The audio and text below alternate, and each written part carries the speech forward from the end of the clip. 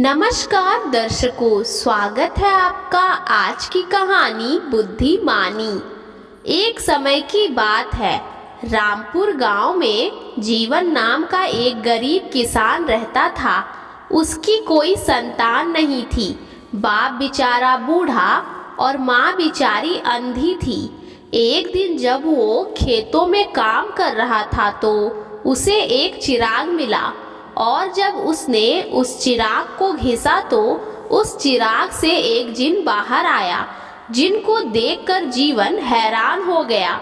जिन ने जीवन से कहा कि तुमने मुझे आज़ाद किया है, इसीलिए मैं तुम्हारी कोई एक इच्छा पूरी करूँगा।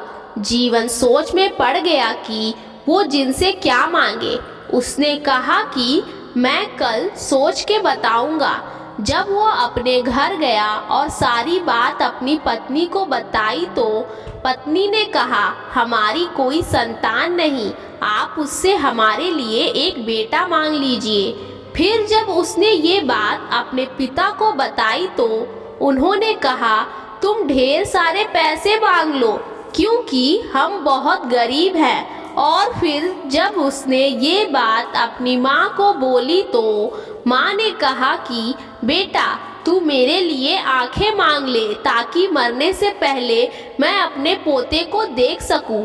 अब जीवन समझ नहीं पा रहा था कि वो जिनसे क्या मांगे। उसने रात भर सोचा और अगले दिन जब वो जिन के पास गया तो उसने जिन से कहा कि मेरी एक इच्छा ये है कि मेरी माँ अपने पोते को सोने के पालने में झूला झूलते देखे।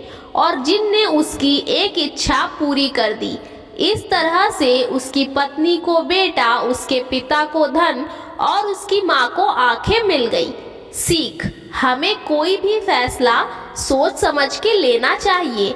हमारे एक फैसले पर हमारे पूरे परिवार की खुशियाँ टिकी होती है। तो दर्शकों, आपको ये कहानी अच्छी लगी तो वीडियो को एक लाइक ज़रूर कर दें और आपकी क्या राय है हमें कमेंट करके ज़रूर बताएं।